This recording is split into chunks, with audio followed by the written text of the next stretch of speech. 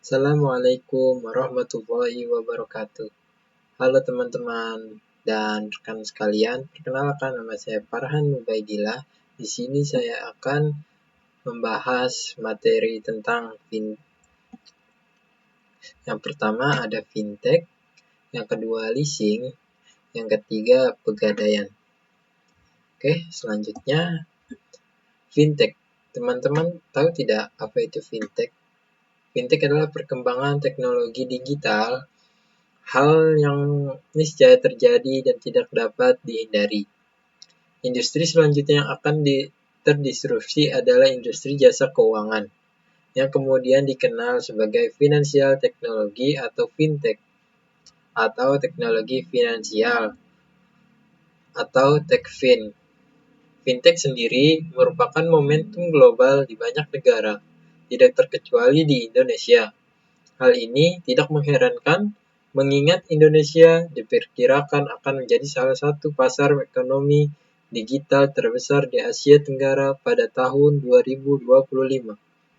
Dengan kelompok masyarakat berpendapatan menengah atau middle income yang terus bertumbuh, potensi faktor demografi atau porsi penduduk usia produktif yang besar, populasi pengguna teknologi digital yang makin besar, dan jumlah pengguna internet yang diperkirakan akan mencapai 200 juta pada tahun 2020 membuat peluang untuk tumbuh industri fintech di Indonesia menjadi semakin prospektif. Bank Indonesia juga memberikan definisi teknologi finansial atau fintech yang diatur dalam pasal 1 angka 11 Peraturan Bank Indonesia nomor 19/12/PBI/2017 tentang penyelenggaraan teknologi finansial, bahwa teknologi finansial adalah penggunaan teknologi dalam sistem keuangan yang menghasilkan produk layanan, teknologi, dan atau model bisnis baru serta dapat berdampak pada stabilitas moneter, stabilitas sistem keuangan, dan efisiensi, kelancaran, keamanan, dan keandalan sistem pembayaran. Selanjutnya, jenis fintech. Yang pertama, teman-teman tahu tidak? Ada digital payment, yang dimana pembayaran transaksi secara online sehingga proses tersebut menjadi lebih praktis, cepat, dan murah. Perusahaan penyedia layanan ini pada umumnya berbentuk dompet virtual seperti OVO, GoPay, terus Tapcash, Flash, Breezy, terus e-money. Selanjutnya ada peer-to-peer lending and crowdfunding. Fintech P2P lending di Indonesia sangat bervariasi, mulai dari pinjaman modal usaha, pinjaman kendaraan bermotor, kredit tanpa anggunan atau KTA, selanjutnya dan kredit perumahan rakyat atau KPR. Yang ketiga, account agregator, mengakomodasi seluruh transaksi tersebut melalui satu platform saja. Pengguna platform ini diberikan kemudahan dalam melakukan verifikasi transaksi karena prosesnya cepat dan singkat. Yang keempat, informasi and feeder site. Informasi mengenai hal-hal tersebut didapatkan dari informasi yang disediakan oleh PUJK di bidang perbankan, pasar modal, asuransi, lembaga pembiayaan, dan sebagainya. Yang kelima, personal finance. Perusahaan fintech personal finance melalui platformnya dapat membantu konsumen dari mulai pembuatan laporan keuangan yang baik hingga pemilihan pengolahan dana yang bijaksana. Yang kedua, leasing. Leasing adalah sewa guna usaha, kegiatan pembiayaan dalam bentuk penyediaan barang modal, baik secara guna usaha dengan hak opsi, finance lease, maupun sewa guna usaha tanpa hak opsi operating lease. Untuk digunakan oleh leasee selama jangka waktu tertentu berdasarkan pembayaran secara berkala. Dalam transaksi leasing, di dalamnya selalu melibatkan 3 pihak, teman-teman ya. Yang pertama, lessor, yaitu perusahaan sewa guna usaha atau dalam hal ini pihak yang memiliki hak kepemilikan atas barang.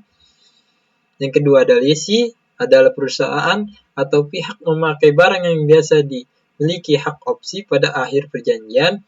Yang ketiga, supplier, adalah pihak penjualan barang yang disewa guna usahakan. Nah, penggolongan perusahaan leasing dibagi menjadi 3. Yang pertama, independent leasing company. Perusahaan leasing jenis ini memiliki sebagian besar dari industri leasing.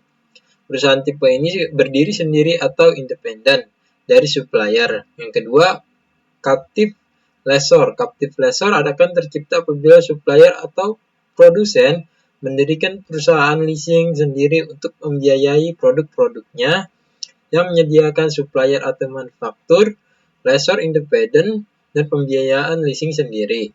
Yang ketiga, terdapat lease broker atau packer. Broker leasing berfungsi mempertemukan calon leasing dengan pihak lessor yang membutuhkan suatu barang modal dengan cara leasing. Selanjutnya ada Pegadaian.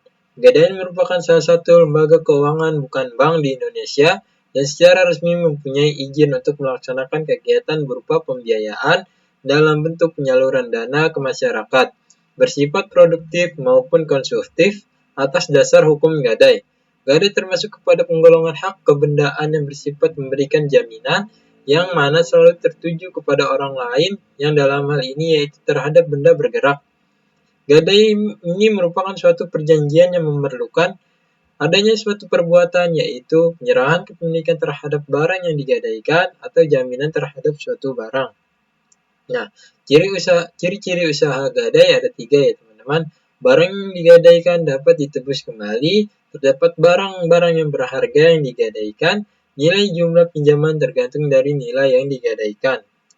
Selanjutnya, tujuan dan maksud penggadaian yang pertama turut meningkatkan kesejahteraan masyarakat yang dimana untuk masyarakat menengah hingga kelas bawah. Yang kedua, menghindarkan masyarakat dari gadai gelap seperti praktek riba, pinjaman online atau pinjol, serta yang lainnya. Nah, sekian dari saya untuk materi kali ini. Assalamualaikum warahmatullahi wabarakatuh.